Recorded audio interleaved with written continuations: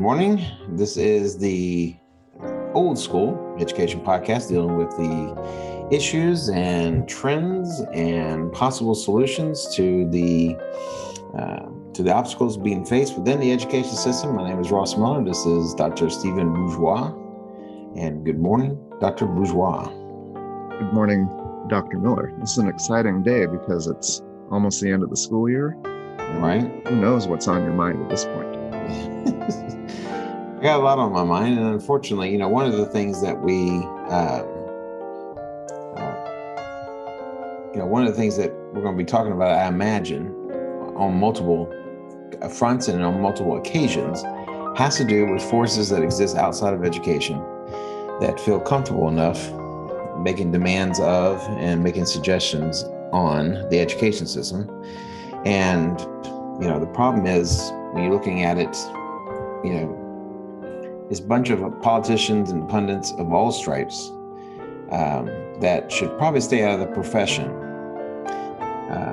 And they're outside of the profession, but their musings and their dictates show that they have little capacity for the profession. They don't really understand it. They don't understand what we do. They don't understand how we do it.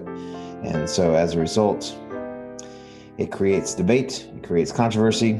So I don't know. I think it's going to be one of those things that we are going to have to confront on a regular basis on this podcast because people keep doing it. So who are these folks, these bastards? You're implying that these people are not there to help. They think they may be helping, but they're not. Well, some people. I got a text from a friend of mine who sent me an article from the New York Times. Now, the New York Times is a paper of very high, distinguished reputation. They have been here a long time, the old gray lady, as they call her. And unfortunately, the old gray lady's been taking some hits lately, so they've not been affording themselves in a way that you might think journalists should afford themselves. But they wrote an article talking about changes being suggested out of Texas, out of Austin, about how history should be done. What should be emphasized, what should be de-emphasized. And I want to preface this by saying that I've not read the law in detail. Okay. And so it's not even a law, it's a bill. It's just being discussed at the moment. And the idea is that they're going to be discussing it for the purposes of trying to vote on it and pass it. And the first thing you think about as a history teacher is that we've seen this before. Every once in a while, you'll hear something from Austin that says, we're going to focus on this, we're going to de-emphasize that, whatever the case may be. When the school board or when the state government says that, at least here in Texas, when they say that, what they're talking about is how they are going to shape what is going to be asked on the EOC test. This is the end of course exam, which also serves as a STAR exam, which is a graduation requirement for students in high school in the state of Texas. Now, because, as we've discussed before in this podcast, because so many teachers teach the test, and they teach nothing but the test, there are concerns that what Austin dictates is going to be what's talked about in the class, and nothing more and nothing less.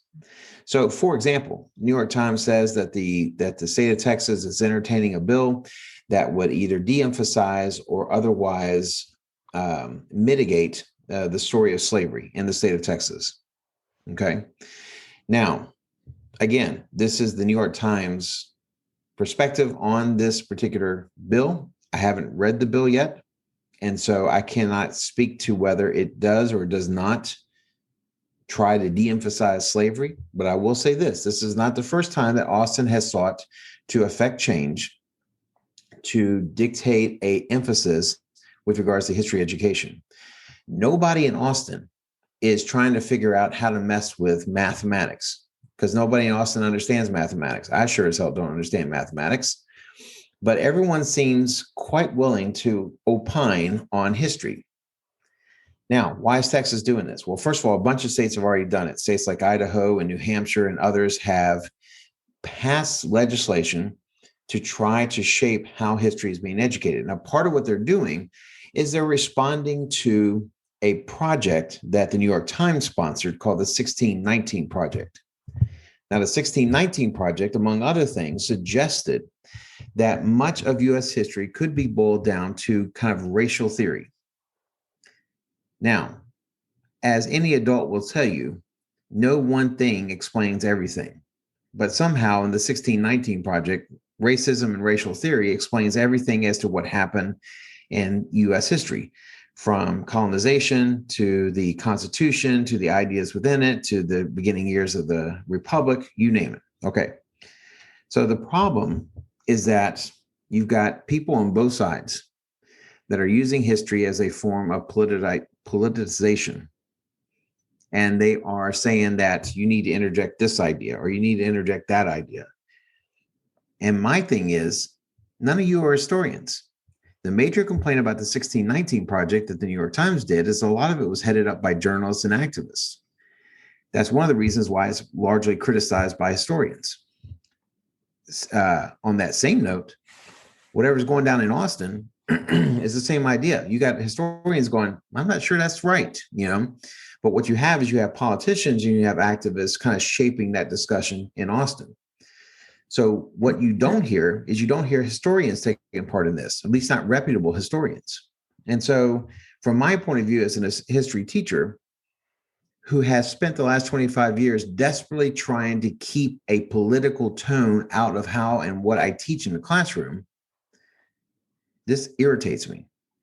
And I'm wondering, have you, because you've seen it at the small level and the larger level as an administrator, as far as just how a school operates, do you see politics in any other realm of school functions? I think what you said about discipline is, subject discipline is pretty accurate. I mean, there are things, foreign language is more about methodology and there, how much speaking will there be? Is that going to be valued more than grammar? So real technical things that people don't really get passionate about, and a politician wouldn't care less. People do get, I guess you would call it political, about teaching phonics or not. I mean, that's an old debate, but it's still going on. And people will die on the sword on either side of that issue. Those are fighting words if you mention phonics among education, about particularly elementary educators. But no politician is demanding that we spend more time on the subjunctive. Is that what you're saying? Or they? Right. They don't care because they don't understand it, but they understand enough. I think what you're getting at is when they have a little bit of understanding, it's dangerous. So they can talk about, reading methodology at the elementary level. They're not going to talk about the approach to literature or literary theory, things like that. And they have very little access to math. I mean, math, I've come from both sides as far as traditional public schools and private schools. The scope and sequence of math, those are math, are also fighting words because what do you do first, what order, particularly early on, that matters. But nothing like what you're saying about content. And for history, you're talking about a lens of interpretation of history that's being forced, maybe. As opposed, and then that'll affect what are the standards and the objectives because of the tests. So when eventually, like we always say, it's going to get to the test, and teachers teach the test, as you already said. Right. Well, the thing that, and here's the thing I'm trying to debate how to talk about it with my department. I mean, we've talked about it in a very cursory manner. Hey, have you heard the thing about in Austin or whatever the case may be? We haven't discussed it in detail, but I imagine, depending upon what happens with the momentum of the bill and what the status of it is by the time we reconvene in August, it's going to have to be a conversation. Now, from an intellectual freedom point of view, and this is where I come from, that as when I say intellectual freedom, I'm talking about the freedom to discuss things intellectually beyond the dictates of any political paradigm, which is what a lot of people want to make history. This is something that you hear about when I was growing up in the 70s and 80s. This is what you heard the Soviets did, that, history class was about the glorious empire and, the glorious struggle of the workers against the what have you. But it's this incessant need to look at history through a political paradigm is not just denigrating to a profession and a discipline that I love and I cherish and I value and I consider to be of utmost importance. This is also an attempt to try to pervert how kids learn history. And it's not just about how kids learn history, it's about what kids learn about history. And it seeks to define what the appropriate relationship is between the individual, the citizen, and the state under which they live and they pledge allegiance to, you know. So if you are on the 1619 side of things to suggest that the entire history of the world can be explained by the rather oversimplistic idea that it's all about race, and then you got on the other side as if slavery may or may not have happened. Again, I don't want to speak too strongly about this because I haven't read the bill. I'm looking at it through the lens of people who have pontificated on it, and they've got their own agenda. But if what they say is true, that the idea is that they're trying to de-emphasize the nature of slavery and the impact of slavery, then those folks are just as idiotic as the folks that seek to oversimplify history. Okay. Thing is, history is complicated and it's multi-layered, multifaceted, and it does not stand scrutiny. The Yahoo who comes in and says the answer is A, you know, that's the kind of crap that we get in end of course exams. That's the only thing they're asking. They're asking questions that can have a definitive, this is the answer, there's no other further discussion, on you go kind of a thing. And that's, from a historical standpoint, that's what we're faced with. Well, that test is where it gets uncomfortable. I mean, you have a master's in history, so you've looked at all kinds of different lenses and theories to view history. I think that, you know, as students are in school, particularly before high school, they're just getting, you know, really basic names and dates, but not about the interpretation or the lens. But It does come in later. And I would say multiple lenses, you know, the more the better. But then the test itself tends, if what you're saying makes sense to me, that it aligns with a specific theory, or it will. Maybe I guess the hope here is that the state of Texas takes a long time to make these decisions. They're going to argue about it. It's going to be embarrassing arguing, because people are going to come in and make speeches about things they don't understand. Right. It'll be painful. I don't suggest you go. You'll start to rise up again. I've seen that before. But it'll take some time, and then, you know, these things, change doesn't happen right away. Right. And the political currents will shift and so forth, and you could be into the sunset by that point. Personally, you know, if that helps. It does not help, though. Okay. I tell you where it does help. It does help in a sense that I have a feeling that I can be a bit more confrontational about this, knowing I've already hit my magic retirement number. Oh, no. You're going to regress, and because I've worked with you on this, Ross, over the years.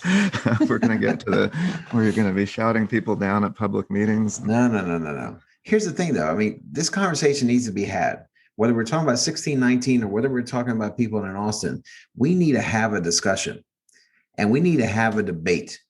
And so, by God, if we got to have it, let's have it now. Because anybody who comes in from any sort of political sphere and think they're going to lecture me on history, I'll take that debate. Now, I don't know everything, you know, and certainly there are better history teachers than I, but there are certainly worse history teachers. But what I'm saying is I know my history, you know.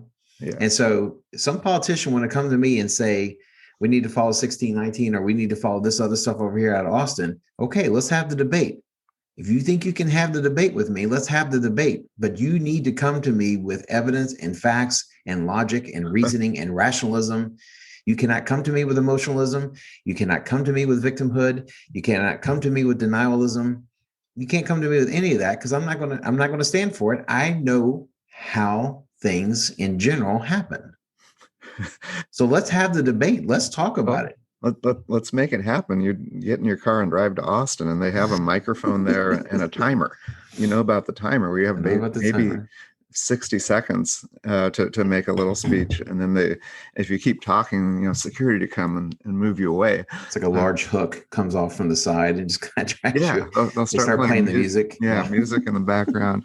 But maybe there are processes that probably are to involve teachers and so forth. But this might be the time to get into the conversation, because they need voices on both sides of this issue, because it certainly is political and nothing more, it sounds like, right now. Well, as Teddy Roosevelt said, he spoke to the man in the arena, and maybe I need to step into the arena. What an idea! You should get into politics, Ross. You could run for office. You'd have my vote. I don't know about anybody else, but I'd support you. We could get T-shirts or something.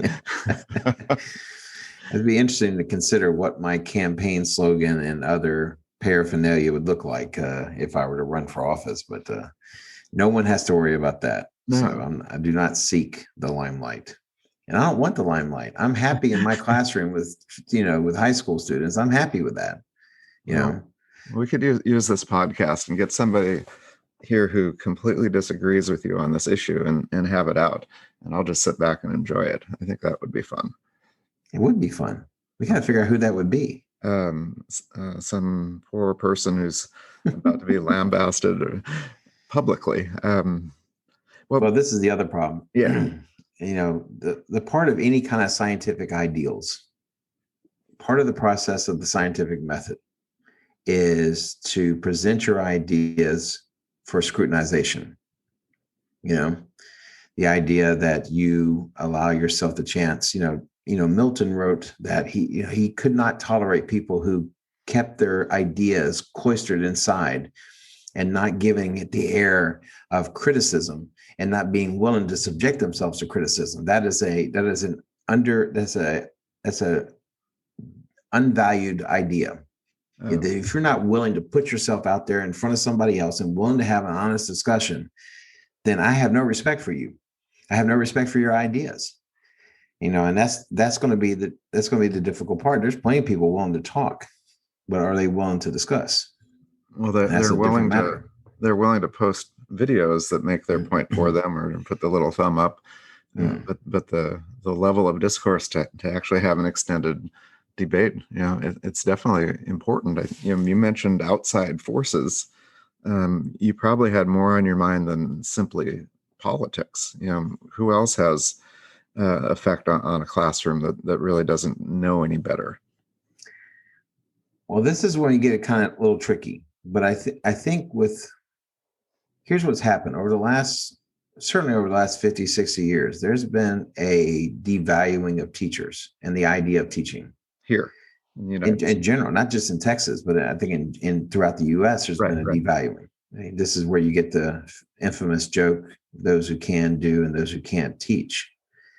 And so what that has done is it created an atmosphere where a lot of people have felt free to pontificate their own ideas about what happens in the classroom. Now, from the education point of view, it's mostly politicians, because politicians control the political apparatus, the administrative apparatus of education. Okay. Our superintendent is a nice guy, but he also has to kind of walk the line between educator and politician, because his job is multifaceted. And above him is nothing but politicians. There's not even a semblance of educational expertise anywhere there, But whether we're talking about politicians, whether we're talking about activists, social commentators, parents, you name it, there is a lot of noise outside. You talk about culture. One of the things that you brought to my attention early on in our friendship was Neil Postman and his ideas of education as a subversive activity. Could you explain a little bit about what that meant, what he meant by that? Well, he had two books, that kind of argued against each other. Mm-hmm. The first was teaching as a subversive activity, and the second was teaching as a conserving activity. And I think you and I tend to side with the latter, the conserving element of teaching, and that's our whole point of the old school. But subversive is something that recall, he was writing in the late 60s, 70s, where you're trying, it's different than critical thinking. It's criticism. You're providing a forum for students to try out opinions, to look at things in a different way, and to criticize them. And through a critical method, you learn, and you learn to articulate a view. And he refers to a lot of subjects, particularly communication and literature, and so all the things that we've talked about today. That's a critical lens. So he was saying that's one side of education, and that could be almost a curriculum in itself. The other side is the conserving function that it holds ideals and things that we want to maintain. But either way, there's a idea that methodology doesn't need to be just about teaching a test. It's teaching a way of thinking. It's a exercise in being able to be a critic, but an articulate one. And I think that, well, I'm sure that we've lost that today. I mean, everybody is so worried. I mean, it takes very little, just some little comment, and you're through. Right.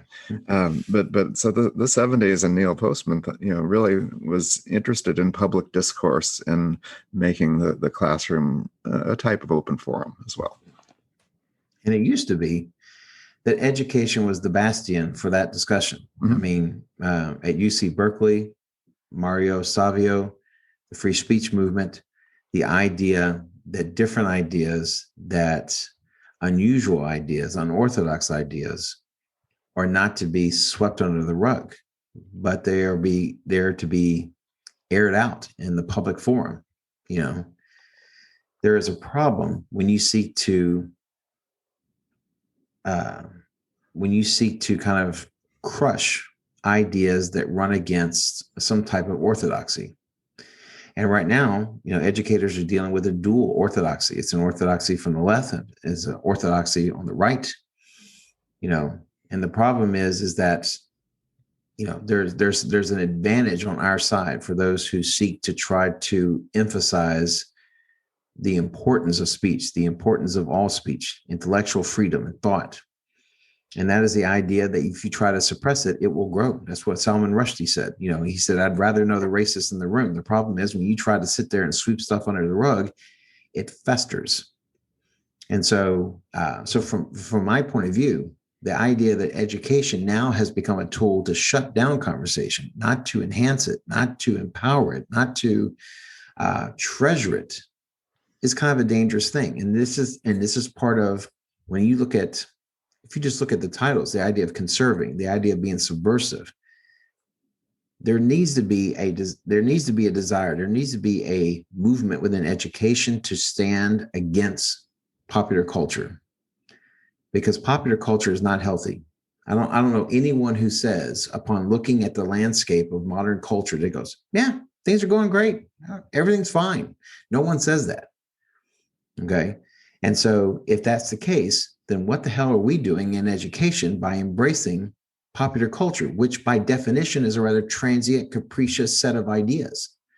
What we need to do is we need to be becoming some sort of bulwark of sanity, some sort of bulwark of ideas and goals and objectives that stand as the basis for good education, good educational practices.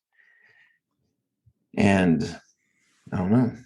I don't see the groundswell yet, but it doesn't mean it's not coming. Well, there is one here between the two of us. Intellectual freedom, it's usually discussed in terms of higher ed. And it's been compromised there, and we could go into that, but at the elementary and secondary level, I think that we've taken not only a hit, but it's really, teachers are afraid to have real conversations in class. I mean, they won't even talk about topics, I mean, you can't really, if you give a lesson on Marxism or fascism or anything that's an ism, it goes home and there's a conversation and an email and they think that you're indoctrinating them when you're actually teaching a topic. So teachers on one hand are err on the side of caution. They don't want that type of controversy most of them. And also, I don't think that teachers are trained to moderate a debate. They're trained to present content and test and manage behavior, but not certainly to be in that role of taking different ideas. Those things are relatively frightening to a teacher when you have to confront that in your classroom. And this goes into some other topics that we will definitely get into somewhere down the line.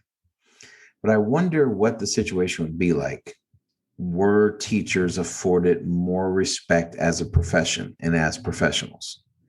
If teachers conducted themselves in such a way that demanded more respect as a profession and as professionals, would they be more willing to enter into the fray? Because I will tell you, I talked to 2 history teachers that expressed reluctance to enter into the fray on slavery or civil rights or any of this other stuff if, one, that's the intended purpose of this new law that's being debated, or new bill that's being debated in Austin, and 2, if it passes. And there's a bunch of people that are also worried about trying to run afoul of the dogma that is included in the 1619 project. If teachers are afraid to enter into those waters, and that's evidence to what you just talked about. Well, it's going to, I hate to say water down, but it's going to simplify the curriculum back to what we hate, which is names and dates and, where is Michigan on the map, basically. And I mean, we're talking about U.S. history, predominantly here, but world history, all of this applies. I would say that the curriculum is relatively narrow, and it could use a lot of help, to allow not only more views but more breadth. It's frightening to me, when the history curriculum can be assessed in 30 to 45 minutes. Mm-hmm. Okay, you're through. Did I ever talk about the textbooks in Michigan on this show? I know I've told you about that. No, I don't think you have. Well, at one point I left a perfectly good teaching job in Texas and moved with my wife to Michigan. So that was kind of relatively early in my teaching career. And so I went there to teach German, and it was quite a shock, because teachers, you talk about the role of teachers, that's a union state. And so the teachers have a lot more power, a lot more voice than here, where it's just a lot of smiling and nodding. But the faculty meetings are just that. But anyway, I more raucous affairs. Oh yeah, absolutely. But I do recall, I didn't have an office. I was actually traveling from one room to the other because I was a new teacher there. You're a floater. Yeah, I was a floater, and I didn't really like the floating, but I did like the faculty room. It was a nice room, and I got to talk to some of the older teachers, the more experienced one, and kind of learn some things. And it wasn't a bad experience at all. I had my lunch in there, and we were surrounded by books. I thought, this is a really nice looking faculty room. And then I noticed on the bottom shelf, going clear around, were world history books, high school world history books. And, I noticed some teachers there, and I pointed it out. I said, it looks like you all just adopted a new world history curriculum, and have a new book. Is that the case? And they said, oh, no. In the state of Michigan, and this was 15 years ago or something, world history is no longer on the state test. It's not assessed, and so we just don't teach it anymore. So the books literally were there, never to be used again. I hope they've changed since then, but that was it. They stopped teaching it because it wasn't tested. I mean, what do you do with that? I just I understand on some level, but I fear what this does to history education. As you know, I took a couple trips, 3 trips total, to Japan with students. And one of the things I love to do when I go to a new country is I try to find a history book in that country, just so I can see how, and of course I can't read Japanese for, save my life. It would be a wasteful time to try to figure that out. But the thing I got out of looking at a history book in Japan is that it basically has become a bullet point book, where it's like a very detailed timeline, and that's all they have. They don't go into details. Now, the problem is Japanese national policy and history over the last 100 years is not necessarily something you want to go into detail about, and that's been a big debate in Japan about textbook adoptions and things of that nature, because nobody wants a textbook adoption of a history book in Japan that goes into the fact that the Japanese were horribly cruel to Koreans and Vietnamese and Chinese and all this other stuff. And so their history books reflect that. That's where we're headed, because no one wants to talk about anything. We're headed towards a time when our history books will not be exercises in exposition, but they will just simply be the categorization of detailed outlines. And this is all you need to know. This happened on that date. That happened on this date. This happened on this date. Congratulations. Here's your cap and gown. Here's your diploma. Have a nice day. That's a depressing way to spend the morning thinking about that. But to be fair, the state test in Texas is not that different. It's not requiring analysis. You're presented with it's multiple choice, but it's at the lowest level for the most part. The tests that your students get from you, even the multiple choice questions are much more challenging.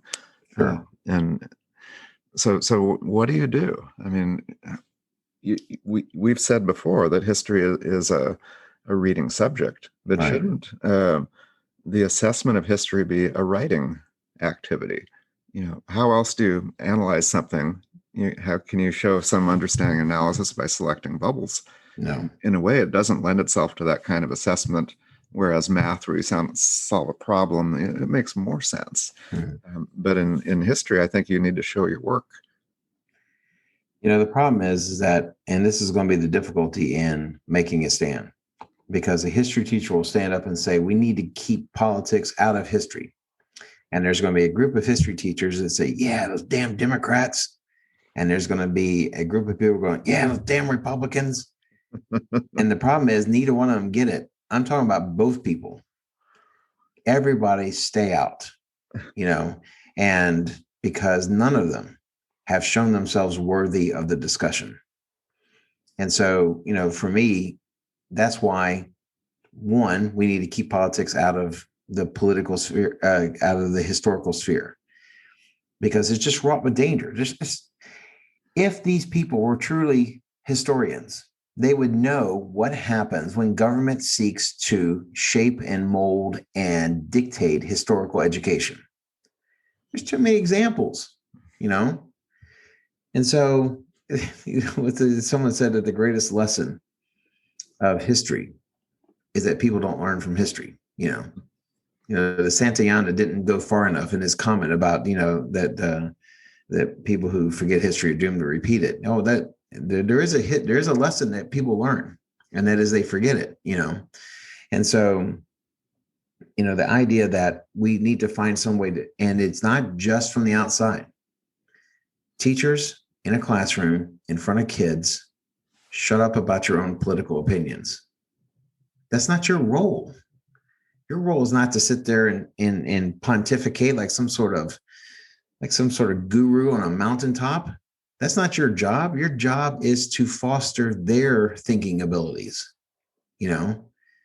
And some people have the mistaken notion that critical thinking has to do about what you think. And as Christopher Hitchens says, it has nothing to do with what you think. It's how you think. That's what defines critical thinking. You could be a critical thinking liberal. You could be a critical thinking conservative. But that's the other side of this. There are some history teachers that say, yeah, go Austin, go, whatever. And there's some history teachers like, yeah, New York Times, 1619, all that stuff. And they're both wrong because they do not understand the subject if they think that that's their role. Well, thinking back to Neil Postman, he wrote another book called The End of Education. I think you read that also. Yes. And he he talked about the American story as really a central element of the curriculum.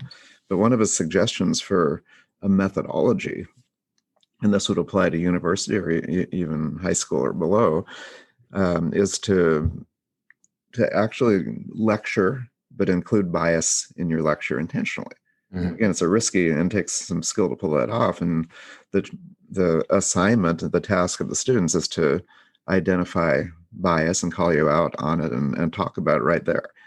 And so that's a different approach that I don't think it could be executed right now, unless it were someone like yourself. And even that would take a lot of planning. And you remember when I tried it? We talked about this before, but I did it fall apart? Well, it didn't necessarily fall apart. I think, first of all, the students were initially and completely throughout the process ill at ease. And then there were, because you're setting yourself up, you're telling us, listen, I want to talk to you about something, and I want you to pick something apart here. So you're having to be like an actor. A little bit, But then there was also the parents. My kid says you were lying to them on purpose. Yes, I was, and it's like, and listen, I don't usually fault parents about that, because Lord knows it's like the whispering game. You tell a kid something, and then what they end up telling their parent is something so far-fetched and unrelated to what you actually said. You can't really blame the parents. Now, the parents could exercise a little bit of a little bit of critical thinking on their own and say, well, my kid doesn't always get it all right. Maybe I should take it easy as I step towards Mr. Miller. But I don't necessarily fault the parents for having a misinterpretation of something if all they're doing is they're based on what their kid said. So it was comical in a way, but it was only my first time trying it, and I haven't tried it since. Maybe well, you should have invited me in to listen. I don't know. I don't think you did. No. So I think I kind of like the idea, though, because I think the idea was twofold. Does the kid know their history? And the second part of it is bias has no role in the history classroom. Now, if a kid wants to have some bias, that's their prerogative.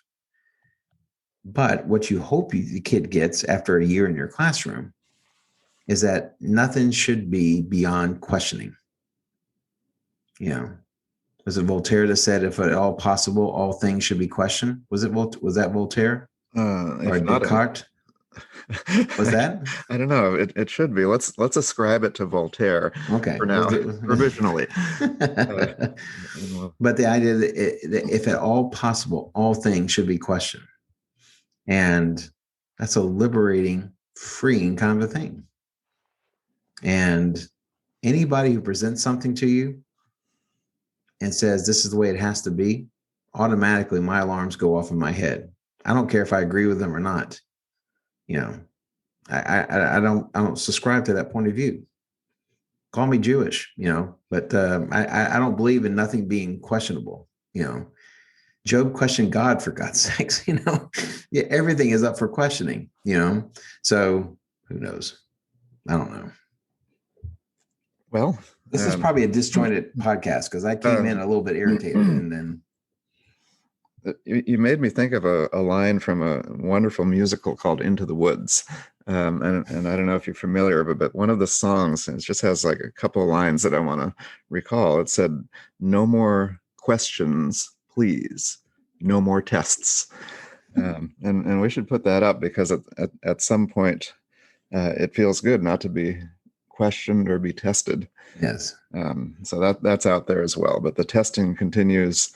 And it continues to shape students and teachers and everybody. Quite a force that is.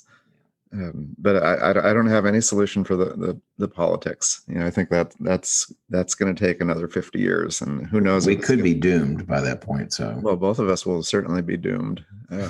We'll be food for worms. I wasn't going to go there. My goodness. It's kind of a. I hope and I pray that we can see our way out of this. And, this kind of polarization, it can be a good thing because the opposite is groupthink. But the problem is we don't have polarization so much as we have pockets of groupthink. And I want to see a way out of that for us. It used to be a center and a mid-center and all these, that we're looking for nuance. Yeah. And we're both comfortable with that word at this point. Saw a kid that had a shirt on with big, bold, and capital letters. I want nuance now, with like an exclamation point. Wow. That's what it's all about. I think I don't usually get t-shirts, but I might want that one. I'll buy one if you buy one. All right. Very good. We'll do it on our next podcast. Herr Dr. Bourgeois, I hope you enjoyed this 30, 40 minutes of angst, of tension, of unveiled anger. Not anger, frustration. Frustration from you is always entertaining. It took 45 minutes. It seemed like about 2 hours on my end, but other than that, it was a great conversation. And it may seem like 3 hours for the listener. So maybe so, but I feel your pain, and I'm very glad that I'm not in that classroom right now, because you're in the fray, I guess. We're going to fight the fight. There you go. Yes. We have more. It is not with us as it is with other people who small things can discourage. Okay. You can we're going to fade out the podcast and keep doing your quotes. How about that? Nice. Well, I'll say it first. So, auf Wiedersehen. Goodbye, Herr Miller. Auf Wiedersehen. Adieu, Herr Dr. Bourgeois.